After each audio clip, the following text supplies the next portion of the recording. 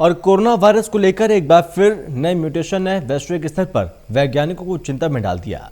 पिछले कुछ सप्ताह में अमेरिका के अंदर कोविड के नए मामले मिले हैं और उन सभी में वायरस का डेल्टा 3 वेरिएंट मिला है, जो डेल्टा की तुलना में न सिर्फ सबसे ज्यादा फैलने की क्षमता रखता है, बल्कि वैक्सीन ले चुके या फिर संक्रमित हो चुके व्यक्तियों को भी एक बार फिर से संक्रमण की चपेट में ला सकता है।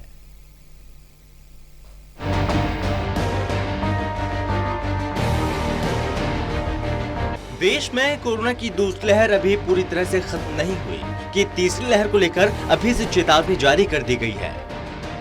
कोरोना वायरस के नए म्यूटेशन ने दुनिया भर के वैज्ञानिकों को चिंता में डाल दिया। पिछले कुछ सप्ताह के अंदर अमेरिका में कोरोना के जितने तेजी से मामले बढ़े, उसे देखने के बाद कहा जा रहा है कि डेल्टा 3 वेरिएंट अब दुनिया भर में फैल चुका है। डेल्टा 3 वेरिएंट पहले मिले डेल्टा की तुलना में न सिर्फ ज्यादा तेजी से फैलता है, बल्कि वैक्सीन ले चुके या फिर संक्रमित हो चुके व्यक्तियों को भी फिर से संक्रमण की चपेट में ले सकता है। हालांकि भारत में अभी तक डेल्टा 3 का कोई मामला नहीं मिला, लेकिन जीनोम सीक्वेंसिंग की निगरानी कर रहे इंसाकॉन्ग समिति ने अलर्ट जारी किया है। जानकारी के अनुसार अक्टूबर 2020 में महाराष्ट्र में सबसे पहले डबल म्यूटेशन मिला था, जिसमें डेल्टा और कप्पा वेरिएंट बाहर आए थे। इसके बाद डेल्टा वेरिएंट से डेल्टा प्लस और AY2 नामक 2 और वेरिएंट मिले, लेकिन इनके ज्यादा मामले सामने नहीं आए हैं। अब एक और डेल्टा 3 नामक वेरिएंट सामने आया, जो अमेरिका के ज्यादातर राज्यों में मिला है। भारत में अभी तक एक भी केस नहीं मिला है। नई दिल्ली स्थित IGIB के वैज्ञानिक डॉक्टर विनोद इस्कारिया ने बताया कि वायरस में म्यूटेशन होने के बाद AY3 वेरिएंट मिला है, जिसे डेल्टा 3 नाम दिया है। इस पर भारत में काफी गहन निगरानी शुरू हो चुकी है। सामान्य व्यक्तियों के लिए बात करें, ये समय पूरी तरह से सतर्क रहने का है। ये पहले से विदित था कि वायरस में म्यूटेशन हो सकता है, क्योंकि पिछले 1.5 साल में भारत में ही 230 म्यूटेशन हम देख चुके हैं। इनमें से सभी नुकसान देने वाले नहीं हैं, लेकिन इनमें से कुछ डेल्टा चिंताजनक जैसे हैं, जिनकी वजह से बीते अप्रैल और मई में हमने महामारी का सामना किया था। वहीं बात करें भारत की, तो भारत में 90% सैंपल में डेल्टा वेरिएंट मिले थे।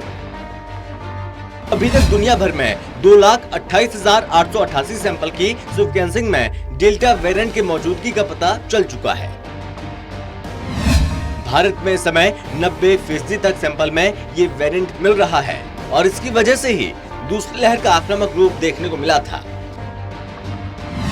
इससे निकले अन्य वेरिएंट की बात करें तो दुनिया भर में 348 सैंपल में डेल्टा प्लस, 628 में डेल्टा 2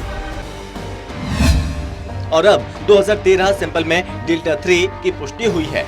ये सभी आंकड़े वैश्विक स्तर पर बनाए कोविड सीक्वेंसिंग के पोर्टल GISAID पर मौजूद हैं।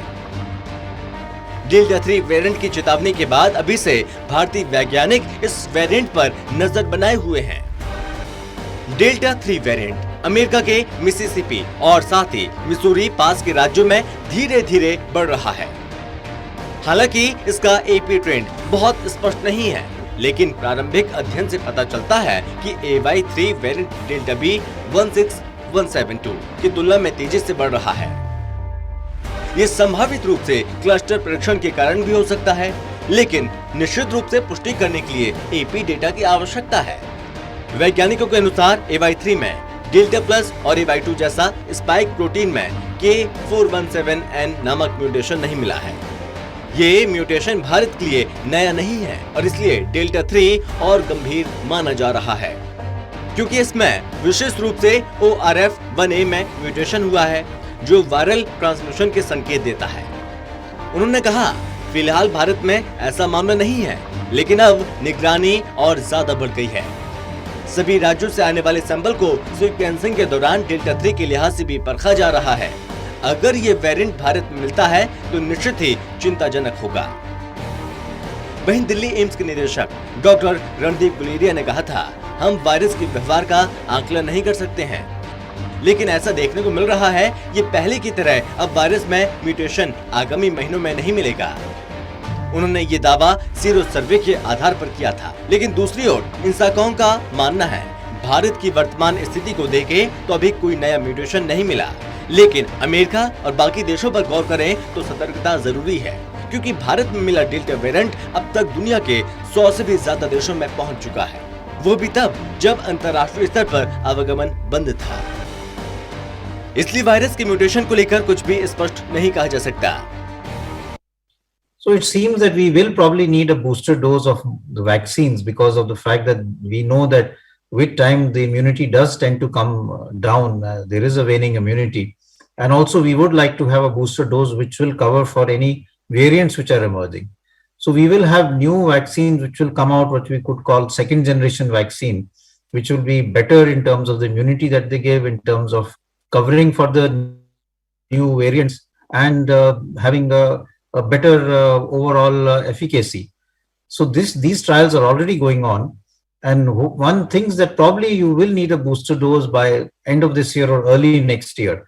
So that we need more data, but possibly one would say that by early next year one could consider booster dose for the population, but that is only once it is you have vaccinated the population and then you are going towards the next step of a booster dose.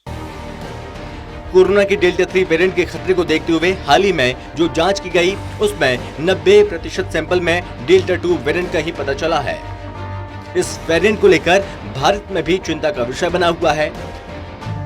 America में vaccinate होने के बाद भी पिछले एक सप्ताह से जिस तरह से मामले बढ़ रहे हैं वो कहीं न कहीं डरावनी तस्वीर बयां कर रही है, और ऐसे में एक्सपर्ट का सुझाव है हमें पूरी सावधानी बरतने की जरूरत है। Special desk, total TV.